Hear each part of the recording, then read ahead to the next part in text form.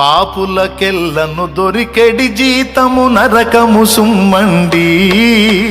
పాపులకెల్లను దొరికెడి జీతము నరకము సుమ్మండి. ఎంత గనులకైనా ఆ నరకము తప్పదు నిజమండి. నరకపు బాధ గొప్పదండి.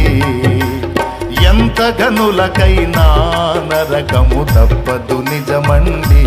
నరకపు బాధ గొప్పదండి.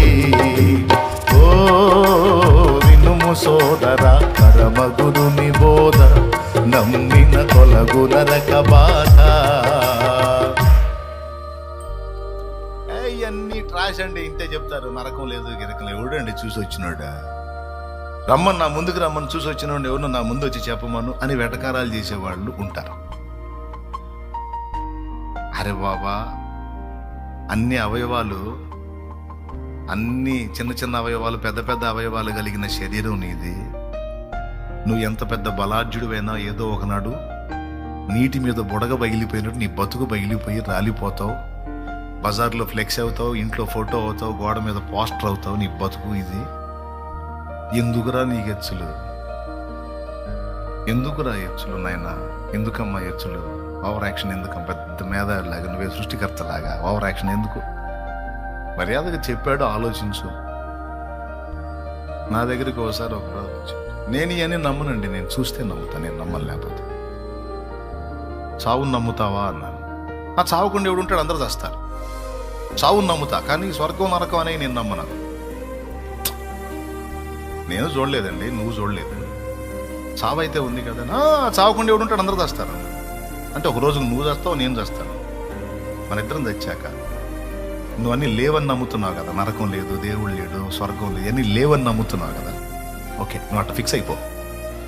ఇవన్నీ ఉన్నాయని నమ్ముతున్నాను నేను ఇలా ఫిక్స్ అవుతా. ఇద్దరం చస్తాంగా. చచ్చినాక నీ నమ్మకమే కరెక్ట్ అయ్యి, నా నమ్మకమే తప్పయి, దేవుడు లేడు, నరకం లేదు, స్వర్గం లేదనుకో, నాకేమన్నా నష్టమా? ఉన్నాడు, అవన్నీ ఉన్నాయి అనుకొని నేను జాగ్రత్త తీసుకున్నా. తీరా చచ్చాక చూస్తే ఏం లేవు, నాకేమన్నా నష్టమా? మీరు చెప్పండి.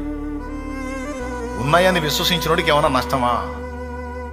కానీ బ్రదరు, రేపు మన ఇద్దరం పోయాక నా నమ్మకమే కరెక్ట్ అయ్యి, నా విశ్వాసమే కరెక్ట్ అయ్యి, నీ నమ్మకం తప్పై, నువ్వు లేడు అన్న దేవుడు ఉన్నాడు అనుకో, నువ్వు లేదు అన్న నరకం ఉందనుకో, ఏం చేస్తావు?